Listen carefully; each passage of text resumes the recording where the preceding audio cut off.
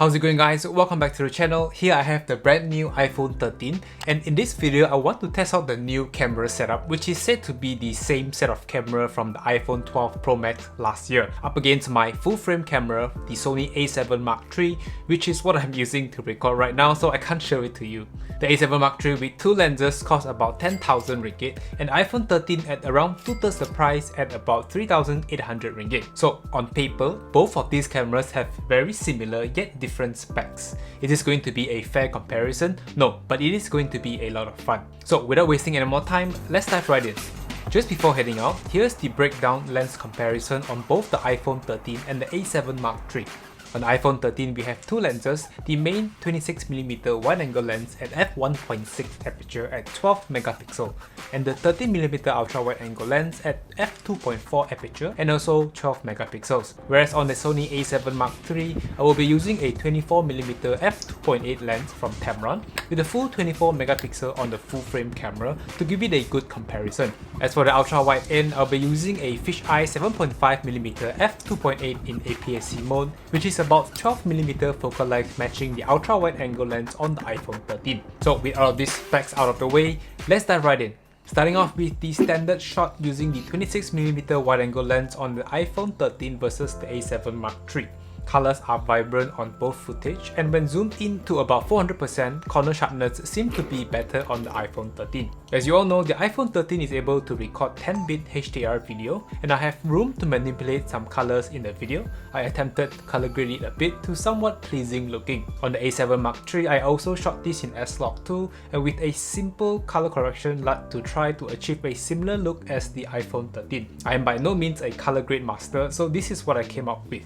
Overall, the 10-bit colors from the iPhone 13 looks way better compared to the 8-bit color on the A7 Mark III, which is pretty surprising. For the rest of this video test, HDR recording will be turned off. Here we'll be testing the dynamic range using the wide-angle lens on the iPhone 13. As you can see, the sky and the trees are well lit, even the shadows of the trees at the right corner. It is said that Apple has some auto processing done using Apple's neural engine, being able to expose everything in frame correctly.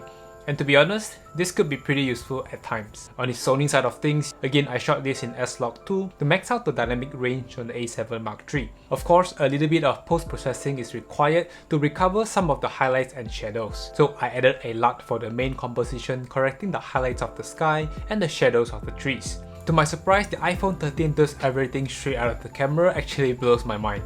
Moving on to the autofocus test between these two cameras. Starting off with the iPhone 13's wide-angle lens, autofocus seemed to be working pretty well. Of course, I was kind of looking for some background separation, but with just the regular video mode, you don't really get any background blur. However, there is a neat trick with the new cinematic mode thanks to the new A15 Bionic chip on the iPhone 13, which we will talk about it in just a second. On the Sony side of things, autofocus is as good as the iPhone 13. On the full frame, due to the camera sensor size, you can clearly see the shallower depth of field. This means you can see more background blur isolating the subject. As you all know, the new A15 Bionic chip has also introduced a new video mode called Cinematic Mode, where you are finally able to shoot portrait mode videos. So switching this to cinematic mode, we are able to get significant background blur like how we wanted earlier. With the new cinematic mode, focus tracking is also introduced as a key feature of this camera mode. So on the full frame mirrorless camera, there's a touch to focus feature where you can tap the screen of the LCD display and it will rack focus, so you can go back and forth point A and point B to focus either points. Similarly, on the iPhone 13, this same feature is now available to easily rack focus from point A to point B and back and forth. There is now autofocus tracking on the iPhone 13, which on the A7 Mark III is a key feature from this mirrorless camera back in the days. So as you can see, the autofocus stays locked in tracking the subject in frame. Both the cameras hold up pretty well. Slo-Mo capability on the iPhone 13 is capable of capturing 1080p videos at 120 frames and 240 frames, and when compared to the A7 Mark III, only at 1080p at 120 frames per second or 720p at 240 frames. Here is the comparison of both shots at 120 frames and also the iPhone 13's 240 frames per second footage. Next is the stabilization test of the main camera, where I'm walking forwards and backwards with both cameras handheld. The Sony is pretty much wobbly across the entire footage, whereas on the iPhone 13 completely crushed the A7 Mark III. Both camera uses sensor shift optical image stabilization, and here on the iPhone 13 takes this test like a champ.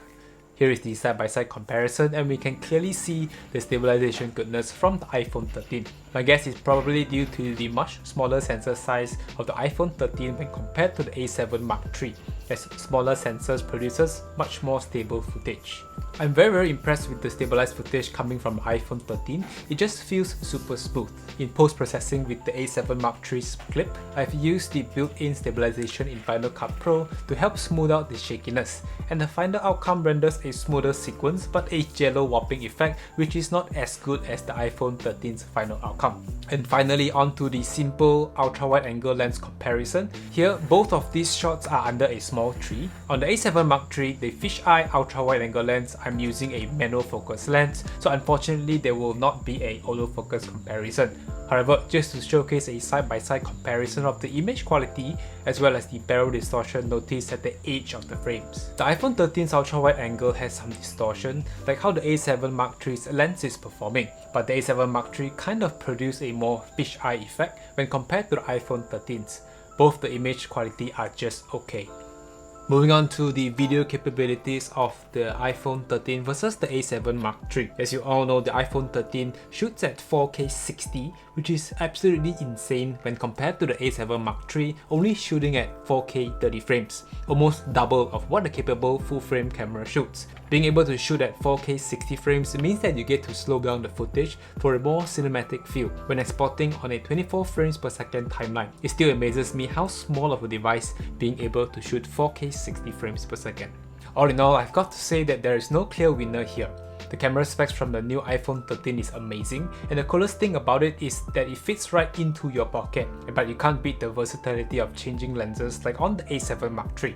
And that is basically all for today's video. If you have any questions, consider leaving them in the comments down below. I'll be sure to get back to you guys as soon as possible. In next week's video, there will be a photo battle showdown between this new iPhone 13 against the Sony A7 Mark III. So be sure to be subscribed to the channel to not miss this video. Thank you all so much for tuning in. As always, I'll catch you all in the next video. Stay safe, peace out, and bye bye.